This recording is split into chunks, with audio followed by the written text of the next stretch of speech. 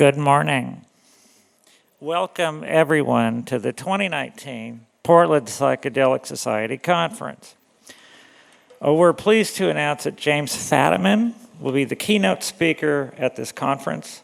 The name of the conference is Ancient Wisdom for Modern Healing. In addition to the rare appearance by James Fadiman, we have a lineup of speakers who will speak from a variety of perspectives, including research information.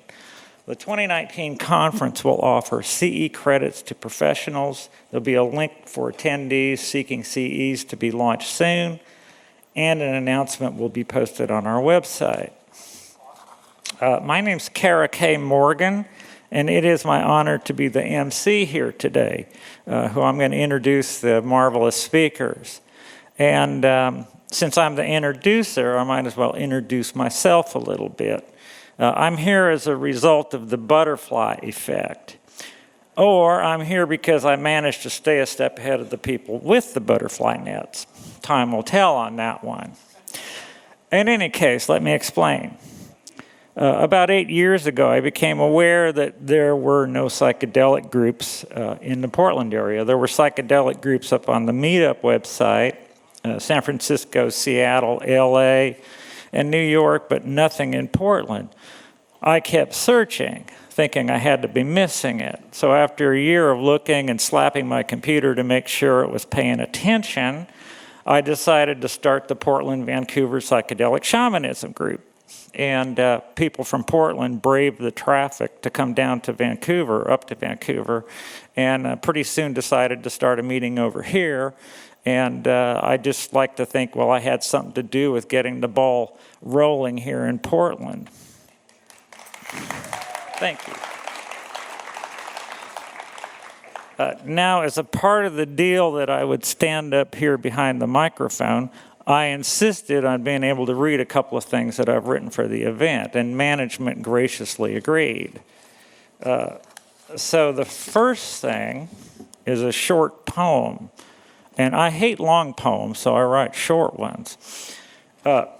This is called Weirdo.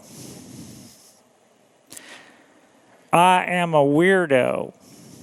They put me on ice many years ago. When I finally thawed out and returned to the world, I couldn't understand anything, or perhaps I understood everything.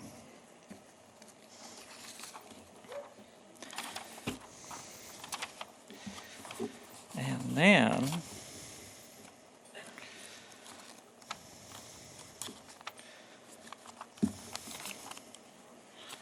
okay, here we go. Oh, for Christ's sake. Hold on here. I've got too many papers. Yeah, here we go. And this is the thing I really wanted to say. This is a piece called Be Your Own Rat. It is a wonderful thing that researchers and scientists like Rick Doblin are working to rehabilitate psychedelics, and I support this fully. Almost all of the substances that actually do something interesting in the brain are illegal, and in the long run, neuroscience will find itself hamstrung without them. But the psychedelic experience should never be the sole province of researchers, scientists, and clinicians. It is fundamentally a personal journey of exploration and responsibility. It is a journey which at its very core is about eliminating the middleman, whether they be priest, doctor, or legislator. The work with MDMA is badly needed. MDMA can help a lot of people, and MDMA was a natural choice. It is short-acting and generally does not scare the shit out of people. The FDA might even accept it as a legitimate treatment modality. They may even deem it safe and effective. And this is where I have a fundamental philosophical difference with the kind of thinking one finds in the FDA. Although the major psychedelics are not toxic, they are not safe, nor should they be.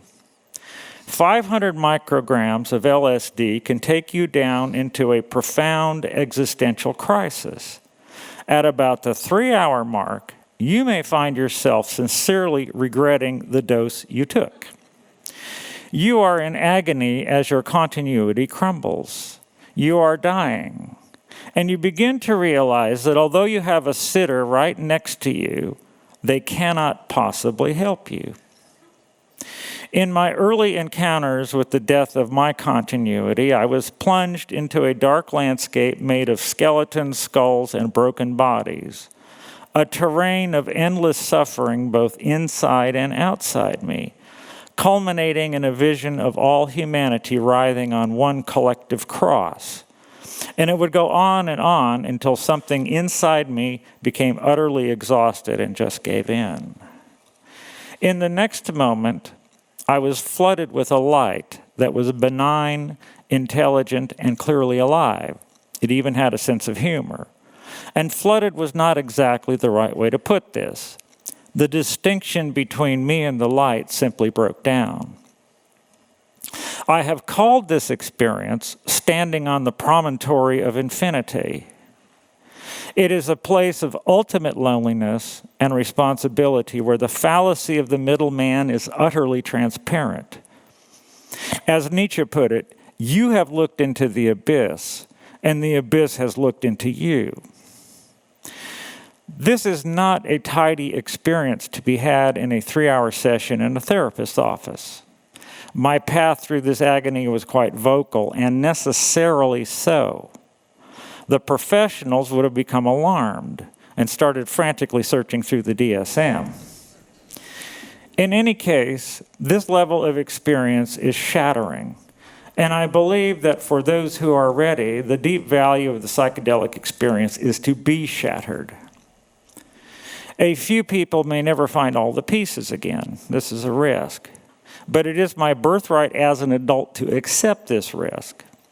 People climb mountains. People ride motorcycles. People bungee jump off bridges. Not all of them come back. Our historical relationship with the psychedelic goes back tens of thousands of years.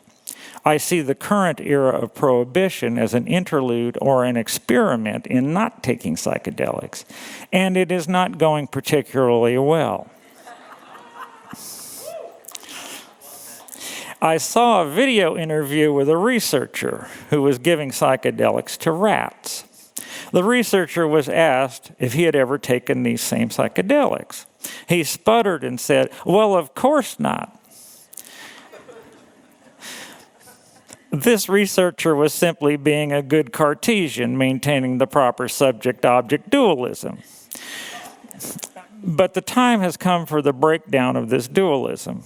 Quantum mechanics is ahead of the curve and has begun to recognize this. All I can say is that history is on our side. Arm yourself with knowledge. Don't wait for the professionals. Bungee jump out of a psychedelic airplane and be your own rat. Thank you.